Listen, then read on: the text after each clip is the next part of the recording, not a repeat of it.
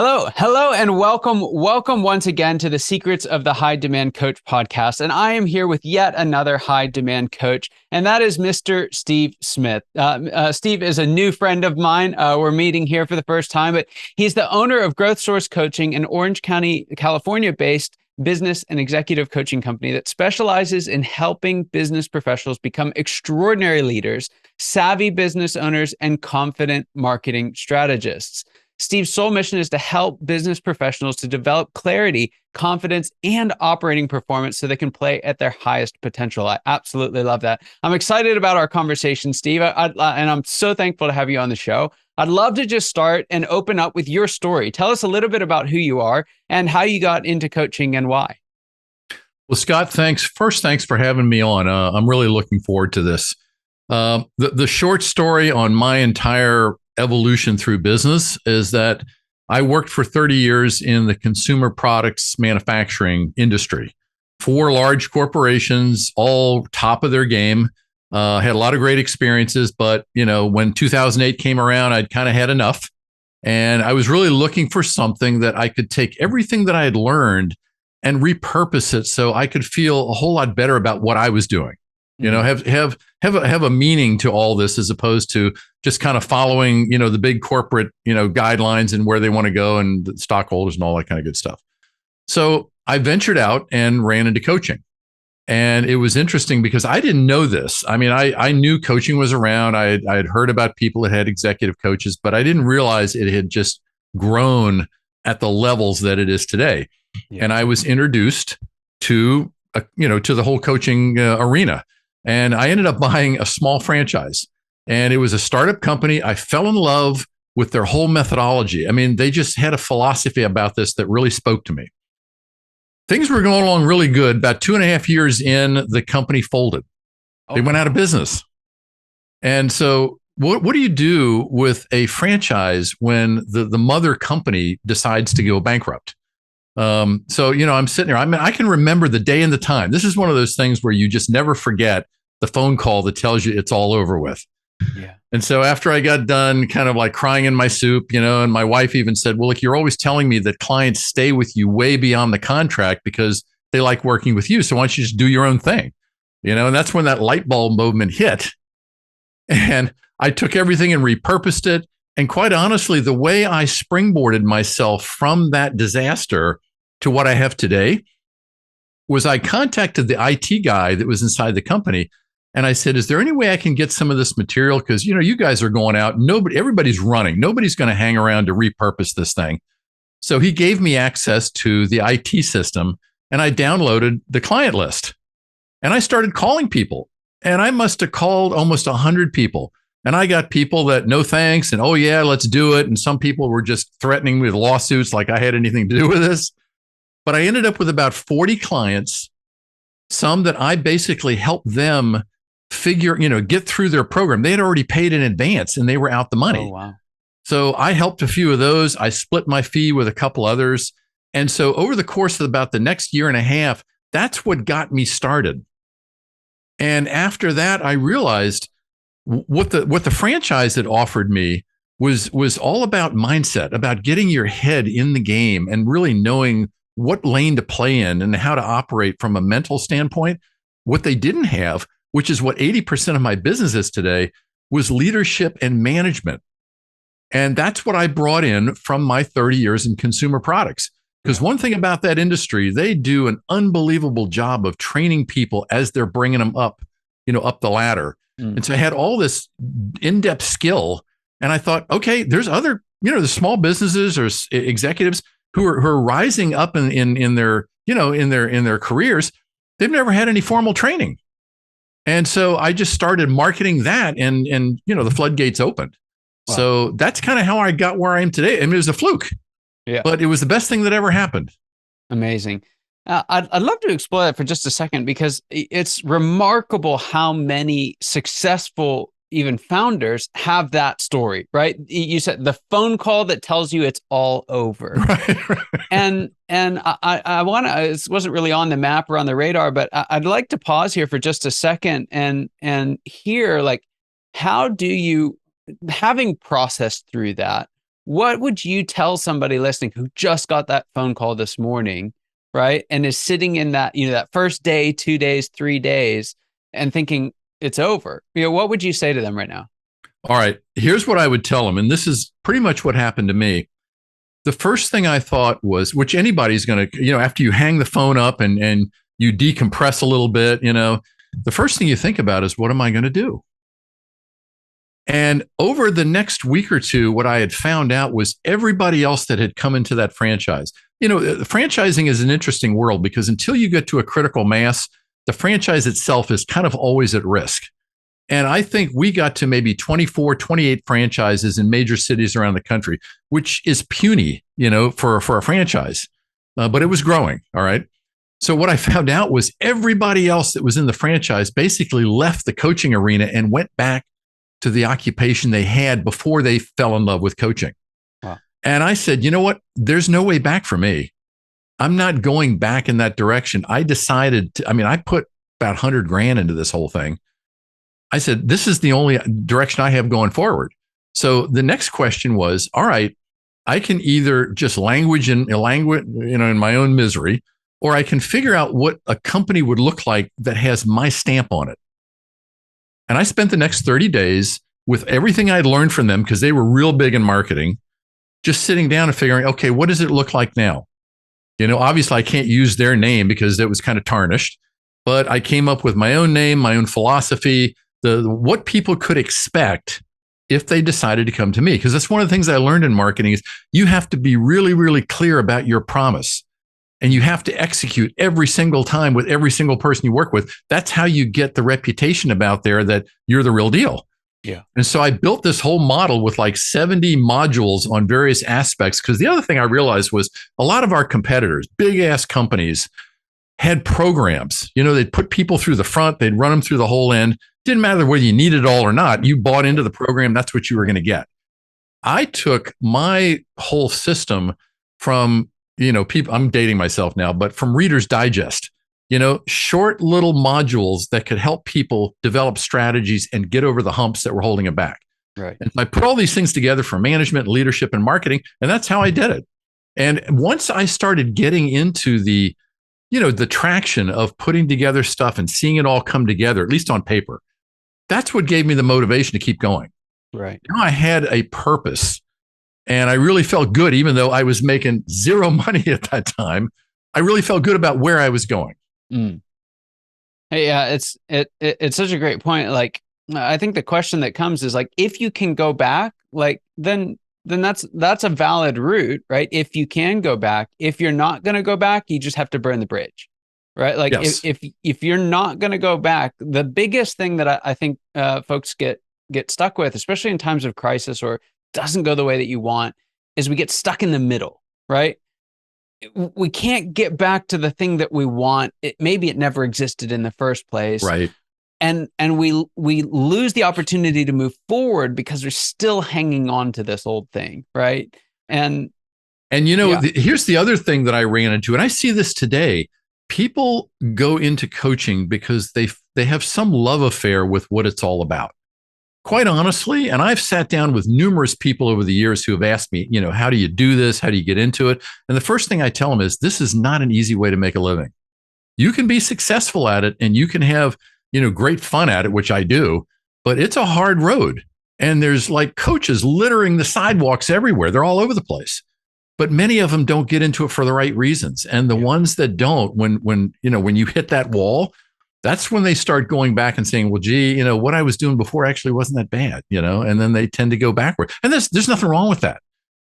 But if you're going to do this for the long haul, you've got to really know in your head, this is the only reason you're out here, to do this. Yeah. Yeah, that's so true. And I think for someone listening who's like, hey, I'm not going to be a coach, I have no intention of that. But what can they gain from this conversation? I think it's, new coaches aren't necessarily a bad thing, right? Right. But one of the things you have to be cautious of and conscientious of, if you're looking to hire a new coach, you have to make sure that they are in it for the right reason, right? You have to make sure that they're going to help you get through to the end of the thing that the challenge that you're facing at the moment. Right. And that's where I've found a lot of folks get in trouble is they just kind of assume a business coach is a business coach, right? I'll take the cheaper one. And Right. again, it's not necessarily a bad thing. There's lots of new coaches out there who are wonderful people who don't charge crazy rates. Right. Those aren't bad people. They're not going to give you a bad service. But you also, there is a Darwinian process in the coaching profession. Oh, no question. You either make it or you don't. You have to be willing to endure the journey and that certain margin of fallout. Yeah. And as I meet with, and sometimes I'll mentor people who are trying to get into coaching, the first thing I see that I can tell is going to be a struggle for them is they're more interested in telling you what they know than helping you figure out what you know. And until you make that mental shift, and it doesn't matter who you're working with. I mean, if you go to my website, I've got 40 or 50 different industries that I work in. So I'm kind of industry agnostic. But what I've learned in every one of them is it's not about what I know. It's about what I can help them realize that they already know and figure out a way to put to application, to do something with, as opposed to just kind of honkering down and staying in the weeds and waiting for the storm to blow over. You can't do that. You've got to persevere through it and use your strengths and figure out what weaknesses they're getting in your way so that you can stay clear about what you're doing and why you're doing it. Right. And another thing that you mentioned earlier on in the conversation, just to kind of bring it back, was this idea of a program, right? Here's my program. Here's the steps. Here's the, and I would say the great coaches that I've worked with all have a program, right? But they also break the program routinely, right? Like there's and so I think one of the challenges that we have is when you look at, a lot, especially the bigger coaching programs and how they work really well, there's a simplicity about it. If you follow these steps, you get these results. And there's a bit of a magic promise baked into that. But what you find out is like whatever it is that you're getting into, you've got to live with that, right? If you're buying a car, you're going to keep driving that car for the next, X number of years. You hire a coach, even if the coaching relationship is 6 months or 12 months, whatever the systems they are that they help you put in place, whatever the tools that are that they give you, you're going to be living with those for quite a while. Absolutely. It may be a 6-month investment, but it is not a 6-month investment. No. And the only thing you can, that will actually make that investment worthwhile is if you lock on to what you learn and you figure out how to make it your own. Exactly. I mean, I've seen a lot of different programs. I've seen Tony Robbins' program. I've seen this one called Traction that's by EOS, big organization out there. And they're all really good. They've got a lot of good stuff in them, but nobody ever follows it 1,000% soup to nuts, right? Eventually you figure out what things work for you really well, what you can adopt based on your own personality, your own style. But as long as you just run with that and make that a new part of who you are and how you show up in your business, you've got what you came for. Yeah. And I think the very best systems have that presumption built in, right? There's no idea that you're going to implement 100% of this, 100% of the way that, the next person has, or the previous person. But these are a set of tools that can work for you. Which ones are the ones that you need most, and how can we best get those incorporated into what it is that you do? Right. It's fascinating. So kind of in light of that, tell me a little bit about what you would say some of the most important work that you're doing with your clients right now. Most all of them require a significant amount of mindset change. And it's because depending on how long they've been in their role, or depending on where they are in the role, because, I have some right now that are moving into executive level roles. They've never been there before. They've never had any formal training or experience in that. And what they do is they carry the previous tactical mindset into a role that's really more strategy in nature. And if you don't help them see that and the importance of that and why they need to work hard to change how they view things around them, how they communicate with their people, how they look at the business. If you're not successful at that, they now have an executive level role and they're operating like a manager. Mm. And everybody else is going to pick up on that really quick. The last person in line to see that is them. So part of my job is to almost shock the conscience and get them to realize, if you want your folks to follow you, to be loyal, to even when they don't like what you're telling them, they're going to do it. They have to respect that you know what you're doing. And it starts with what's going on in your head. Right. So for business owners, for startups, it's not about where you are now. Are you thinking about where you're going to be a few years from now? And are you willing to put your arms around that and wear that? Yeah. And I think that it's so true, right? We're looking for tips and tactics, but at the end of the day, it's how are you thinking about this problem, right? And what are the beliefs that are driving your actual behaviors? One of the things Right. that you picked up on that I want to dig into a little bit more is, we kind of get stepping into a new set of shoes, right? We may kind of carry lessons too far, right? Lessons from the past, the strategies from the past, we carry those too far. But I find it's pretty easy once somebody shines a light on that, someone who's willing to learn, it's pretty easy for them to recognize, okay, I can see the difference. One of the places that I see as a bigger challenge for someone is someone who's been in a role for a long time, right? Yes. What are the types of mindset changes that you see for folks that aren't necessarily in a new role, but they've been in a role for quite a period of time? All right. So there's a couple of things that I typically run into. And one of them has to do with someone who's in a senior role. They've been there for a while. And one day they wake up and realize that most of the people under them may not be their direct contact, circle, their executive team, but it may be a couple of levers below. One day they wake up and they realize, I don't know most of these people. They're younger generation. They think differently. They come in, they're highly educated to start with. But what they're lacking is just general business acumen, that experience of knowing how to work in a business environment. Okay. And so you almost feel like you're outside the storefront window looking in, like you're not an integral part of your own company anymore because so much has changed. And so I work with people in ways to help kind of reorient them to their own business. Because if you leave executives, especially, the owners, the CEOs, if the business is running well, if you leave them in that role for too long, the next thing that happens is what I call mental drift. Now they spend most of their time thinking about stuff outside the business. Maybe I should start looking around for a second home, on a lake or something, or I've got this hobby, I like going fishing. I'm going to buy a boat. I mean, all kind of things can get in the way that cause them to now spend a greater appreciation of their mental focus doing stuff that's non-business related. Wow. And you have to pull them out of that. Doesn't mean they shouldn't enjoy the rest of their life, but they have to recognize that eventually, if that goes on long enough, the business will start to deteriorate, or another phenomenon will take place, which is when you have an executive underneath you, maybe in the C level or the VP level role, will go rogue on you. I got a client right now that's happening. And the guy is a good guy, but he's drifted from the business so much that one of his lieutenants has now decided to take over. And they're having a real difficult time wrestling that business back. But the door was wide open. And this young guy's like, well, nobody's calling the shots. I'm going to do it.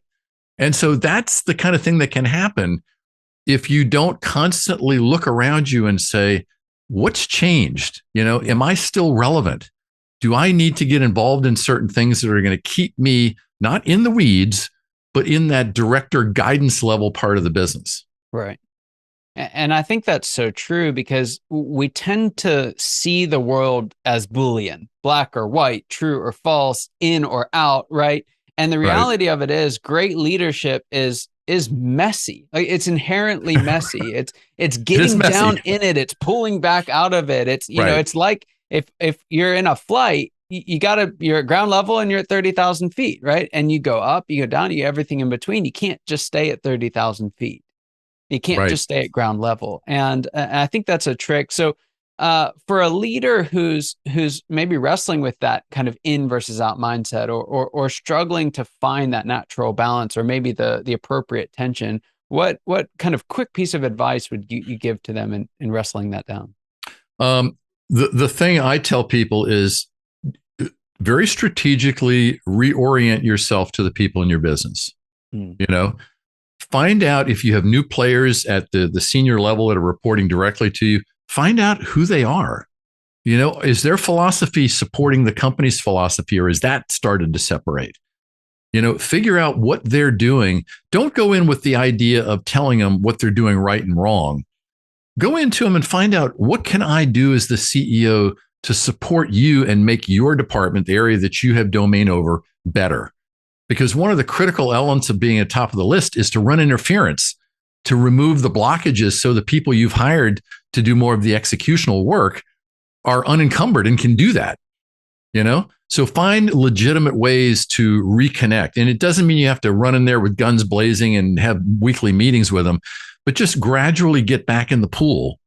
Go out. One of the other things was highly successful for this guy was he would pick people once a month, and he would have like a multi-department team lunch. None of the supervisors was there. It was just kind of the technician level. Yeah. And he would just take them out to lunch and just say, look, if there's anything you want to know about me or the company, this is the time to ask. Free time, nothing, no questions bad. And he developed really good. Now he would go back to the managers and say, okay, here's what we talked about. You got some sharp people. Here's what I'm going to do to help you help them. So you really have to go at it almost from a servant leadership perspective. And if you do that, people won't see you as somebody getting in the way or somebody trying to force fit themselves. They'll actually see you as somebody who's there to try to guide and help the company be successful for everybody in the company. That's fantastic. That's excellent advice. So this is the moment I've been waiting for. I'm always excited to get to this point in the podcast because it's where I get the best and brightest to give their biggest secrets. So I'd love to ask you, what is the biggest secret that you wish wasn't a secret? What is that one thing that you wish everybody listening today knew without a shadow of a doubt? Well, okay. So this term has been used before. I didn't invent it. But I'll tell you why in a minute, why I wish everybody respected this a little more, especially in our high-tech world, okay? The secret of what I do that I think causes most people to come my way is that I'm high touch and low tech. I use technology. I don't care if it's the latest and greatest. It just functionally has to do what it's supposed to do so that I can take up my capacity for doing menial things, and coordinating and planning and staying in front of all the stuff, but still deliver it in a way that people know there's a human on the other end of the communication. Yes. Because, we've got all this AI stuff out there, and look, it's got its place. But at some point, when you realize your entire day of communication is talking to robots, that can get a little disconcerting. And anytime you get an email that's constructed that looks like a human actually wrote it for you, you'd be amazed how fast you get responses back. Yeah. You don't get just blown off. It doesn't fall into the junk folder on Google. Right. You actually get meaningful responses. So that's my secret. I maintain a high touch relationship, but I also use the right amount of technology to facilitate just the arduous day-to-day stuff that keeps it going and keeps it consistent. Because that's the other big thing that a lot of businesses fall out of favor with is they start going off in different channels. They get a bunch of new people in, and all of a sudden the consistency of what they're doing starts to wane. Right. And customers will see that quickly. So if you can maintain the consistency, use the technology where it's going to help you be more efficient, but still maintain a high touch approach, people will love you for it. Yeah. So true. So true. It's definitely a way to stand out, especially in today's world. Now, another question I have for you here is I've worked with enough coaches to know they have a knack for spending all of their best energy, their most creative, capacity, their best problem solving on their clients, and can often forget to do the same thing on their own business. So I'd love for you to take your coach hat off for a moment, put your CEO hat on with the rest of us, and talk to us a little bit about what the next phase of growth looks like for you and your business. All right.